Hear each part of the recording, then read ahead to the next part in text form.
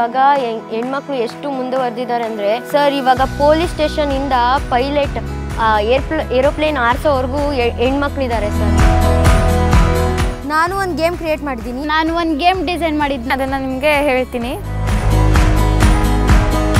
Sir, internet ಮೂಲಕ ಏನೇನು use ಮಾಡ್ತೀವಿ, ಆ್ಯಪ್ ಡೌನ್ಲೋಡ್ ಮಾಡೋದು, ಮೊಬೈಲಲ್ಲಿ ಗೇಮ್ ಆಡೋದು, ಕಂಪ್ಯೂಟರ್ ಯೂಸ್ ಮಾಡೋದು, ಫುಡ್ ಆರ್ಡರ್ ಮಾಡೋದು, ಅದೆಲ್ಲ ಡಿಜಿಟಲ್ ಸ್ಕಿಲ್. ಆಗ ಮೊಬೈಲ್ಸ್ ಎಲ್ಲ ಬಂದಿದೆ ಅಲ್ಲ ಸರ್, ಈ ಸೈಡ್ ಈ ಥರ ನಡೀತಿದೆ, ಇವರಿಂದ ನಡೀತಿದೆ ಅಂತ ಫುಲ್ ಇಂಡಿಯಾದಲ್ಲಿ ಆಗಿರ್ಬೋದು, ವರ್ಲ್ಡಲ್ಲಿ ಆಗಿರ್ಬೋದು ಹರಡುತ್ತೆ. ಎಲ್ಲ ಎಷ್ಟು ಚೆನ್ನಾಗಿ 10 ನಿಮಿಷದಲ್ಲಿ ಮಾಡ್ಬೋದು ಅಂತ ಈ ಮಕ್ಕಳು ತೋರಿಸ್ಕೊಟ್ಟಿದ್ದಾರೆ.